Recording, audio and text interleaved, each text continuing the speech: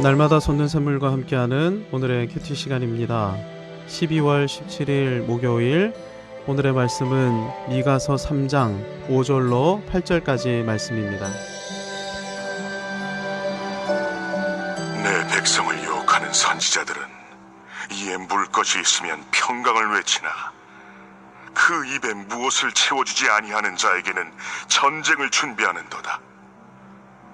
이런 선지자에 대하여 여호와께서 이르시되, 그러므로 너희가 밤을 만나리니 이상을 보지 못할 것이요 어둠을 만나리니 점치지 못하리라. 이 선지자 위에는 해가 져서 낮이 캄캄할 것이라. 선견자가 부끄러워하며 술객이 수치를 당하여 다 입술을 가릴 것은 하나님이 응답하지 아니하심이거니와 오직 나는 여호와의 영으로 말미암아 능력과 정의와 용기로 충만해져서 야곱의 허물과 이스라엘의 죄를 그들에게 보이리라.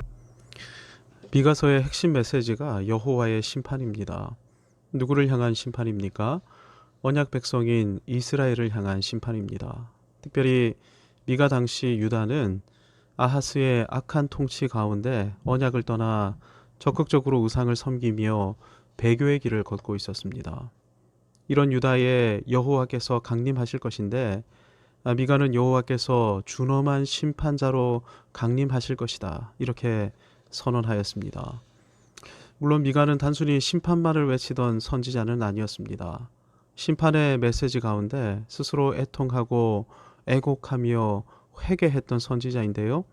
너희도 나처럼 다가올 심판 앞에 회개하고 언약으로 돌이켜라.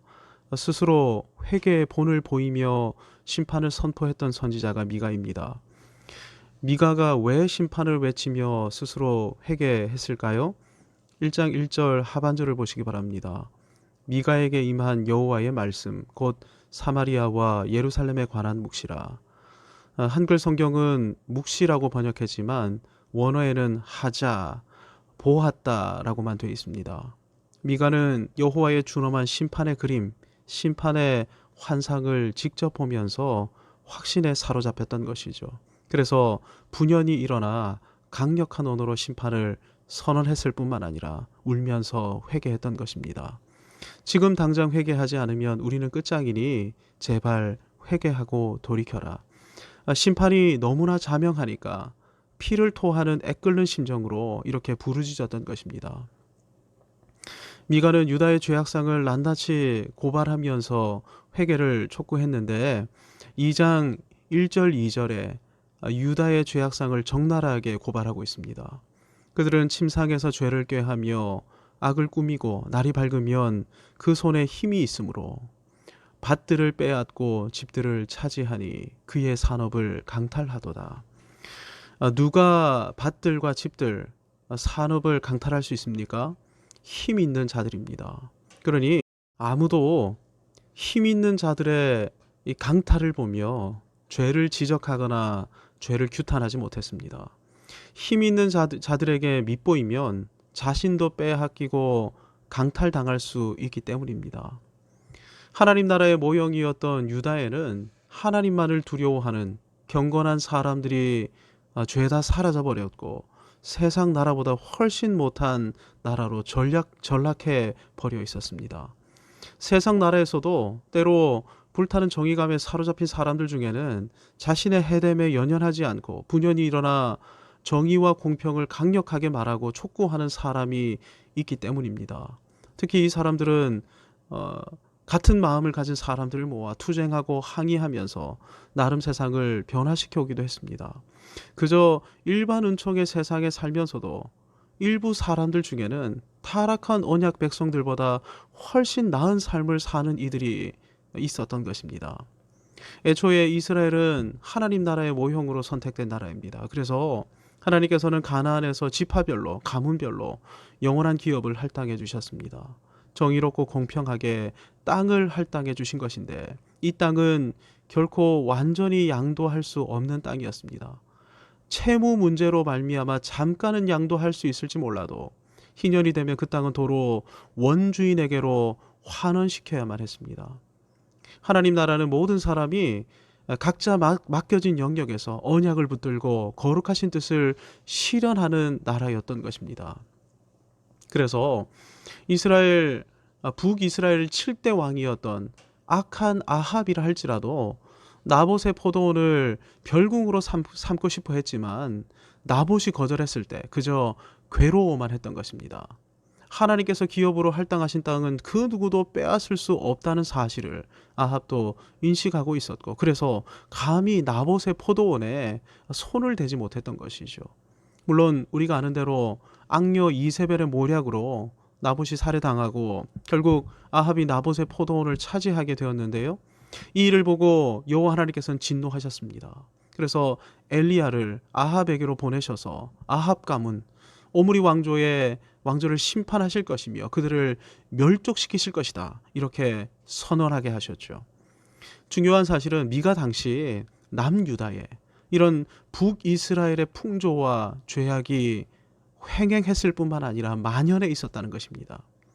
얼마나 이런 죄악이 만연해 있었는지 여호와의 선지자인 미가가 죄를 지적하며 심판을 선포했을 때 유다는 겸비하게 회개하기는커녕 역정을 내며 화를 내었습니다. 2장 6절 상반절을 보시기 바랍니다. 그들이 말하기를 너희는 예언하지 말라. 공동 번역을 보면 유다가 이렇게 역정을 내고 있습니다. 무슨 소리냐? 그런 말은 짓거리지도 마라. 여호와의 사자인 선지자가 두 눈에 눈물을 가득 고인 채 부르짖어가면서 심판의 메시지를 선포하는데 반응이 어땠다고요?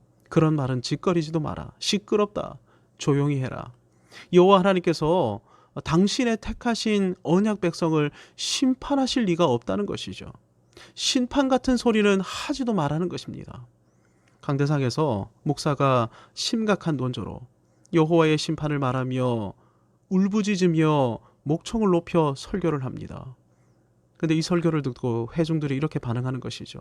하나님은 사랑이신데 심판은 무슨 심판인가? 은혜 안 되게 이제는 그런 설교하지 말고 은혜되는 설교를 하라. 그렇게 못할 거면 차라리 설교하지 마라. 이런 교회가 존재하고 있다면 그 교회는 망해가는 교회가 아니라 망한 교회일 것입니다. 물론 2장 14절 15절 말씀처럼 여호와 하나님께서는 선한 목자가 되셔서 언약 백성들을 회복시키실 것입니다. 그런데 여호와께서 회복시키시는 언약 백성이 어떤 사람들입니까? 2장 14절을 보시기 바랍니다.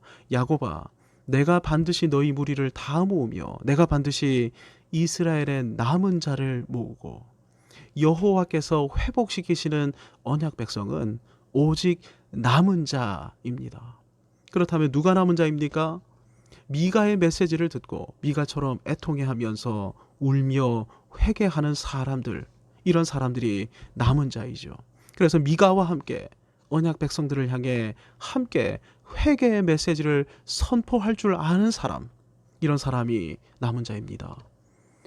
그래서 미가는 중단하지 않고 계속해서 심판의 메시지를 선포했던 것입니다. 혹시라도 이 메시지를 듣고 돌이킬 사람들을 기대하면서 말입니다. 분명 남은 자가 있다, 이런 소망을 품었기 때문입니다. 이 남은 자 약속을 소망하며 끊임없이 심판과 회개, 돌이킴과 소망을 선포했던 것입니다. 3장에서 미가는 두 종류의 사람을 말하면서 각각의 죄악을 지적합니다. 첫 번째 부류가 야곱의 우두머리들, 이스라엘 족속의 통치자들입니다. 이들은 정치 지도자들이죠. 언약 백성에게 있어 정치 지도자들은 특별히 하나님 나라 질서인 정의를 수호해야 하는 사람들입니다. 선악을 분별하고 재판에서 이스라엘의 선악을 판단해 줘야 하는 사람들, 이런 사람들이 이스라엘의 언약 백성들의 정치 지도자입니다. 좀 전에 나봇의 포도원 이야기를 했습니다. 혹시 나봇처럼 아합 같은 악한 권력자들에 의해 기업이나 산업이 강탈당할 위기에 처한다? 그러면 그때 결단코 산업이 강탈당하는 일이 없도록 재판하고 판결해서 불의를 막아서야 하는 사람들이 언약 백성의 정치 지도자들이죠. 그래서 이스라엘을 정의롭고 공평한 하나님 나라로 우뚝 세워야 하는 사람들이 바로 정치 지도자들입니다.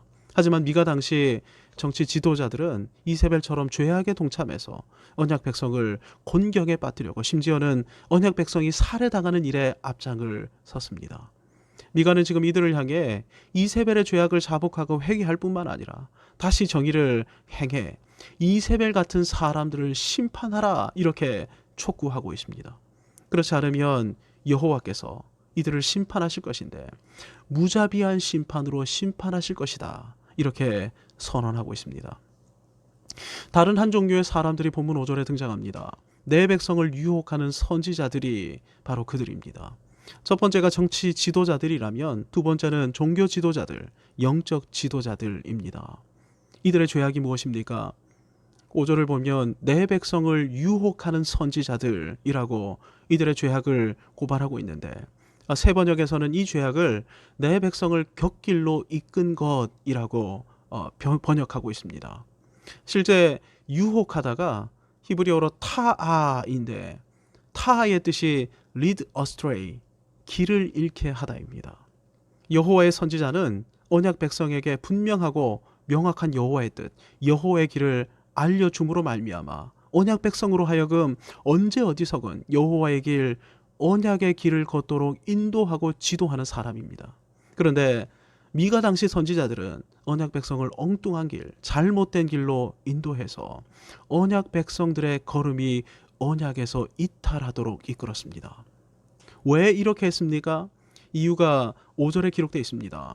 이 5절을 제가 세 번역으로 읽어보겠습니다. 예언자라는 자들이 내 백성을 속이고 있다. 입에 먹을 것을 물려주면 평화를 외치고 먹을 것을 주지 아니하면 전쟁이 다가온다고 협박한다. 선지자 자신의 먹을 것 때문에 이렇게 했다는 것입니다. 선지자라고 하는 사람들이 종교 장사꾼으로 전락해 있었던 것이죠. 오늘날 대표적인 종교 장사꾼들이 무당들입니다. 무당들은 복채 장사꾼이죠. 복채를 많이 주고 비싼 부적을 사는 사람에게는 그가 아무리 악한 사람이라 할지라도 그가 잘 되기를 축복해주고 그를 위해 복을 빌어줍니다. 귀신은 악이 번성하기를 바라는 악한 영 아닙니까? 그러니 복채 장사를 해서 무당이 치부하는 것을 귀신은 나무라지 않고 오히려 기뻐합니다. 하지만 우리 하나님 여호와께서는 거룩하신 하나님이시죠. 특별히 거룩한 언약으로 온 세계를 거룩한 하나님 나라로 세우기 원하시는 의로우시고 선하신 하나님이십니다. 이 사실을 선포해서 죄악에서 돌이켜 언약의 길을 걷게 해야 하는 사람들이 선지자들이죠. 그럴 때 언약 백성들에게는 거룩한 언약적 축복이 임하게 됩니다. 하지만 미가 당시 선지자들은 스스로 복채 장사꾼으로 전락해 있었고 언약 백성들로 하여금 배교의 길을 걷게 하였습니다.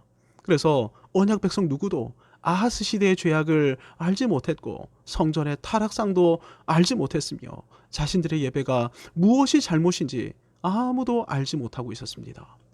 오직 미가만이 이스라엘의 죄악을 고발하며 거룩한 언약의 길을 선포했습니다. 그 비결이 바로 8절 말씀이죠. 오직 나는 여호와의 영으로 말미암아 능력과 정의와 용기로 충만해져서. 미가가 적나라하게 죄악을 선포하고 심판을 선포했던 이유는 이 메시지를 듣고 회개하고 돌이킬 남은 자가 있음을 믿었기 때문입니다. 여호와께서 남은 자를 부르시는 방식이 무엇입니까? 미가와 같이 성령 충만한 말씀 사역자를 세우시는 것입니다. 이 아침에 주신 말씀을 붙들고 기도하십시다. 코로나 상황이 위중해지면서 예배가 비대면으로 전환이 되었습니다. 성도들의 신앙, 특별히 다음 세대의 믿음이 걱정됩니다. 이런 시대일수록 미가와 같은 성령 충만한 말씀 사역자가 더욱 필요합니다. 지금 우리에게 필요한 것은 우리가 자신의 죄악을 깨닫고 회개하는 것입니다. 그러기 위해 우리에게 더욱 미가와 같은 말씀 사역자가 필요합니다. 세우신 목사님과 교육자들이 미가와 같은 성령 충만한 말씀 사역자, 믿음과 담대함으로 충만한 말씀 사역자들이 되도록 함께 기도하십시다. 비대면 시대이지만 우리 성도들이 주일마다 새벽마다 수요일마다 주시는 말씀을 듣고 회개하고 돌이키는 남은 자들이 되게 해달라고 이 아침에 함께 부르짖으며 기도하십시다. 이 아침에도 우리에게 말씀하여 주신 하나님 아버지, 주신 말씀을 붙들고 저희들 회개하게 하여 주시고 우리에게 언약의 길을 걷도록 은혜 베풀어 주옵소서. 무엇보다도 우리에게 세우신 성령 충만한 말씀 사역자를 통하여 우리 안천의 모든 권속들 곁길을 걷지 않고 언약의 길을 걸어가도록 해 주옵소서. 예수님의 이름으로 기도하옵나이다. 아멘.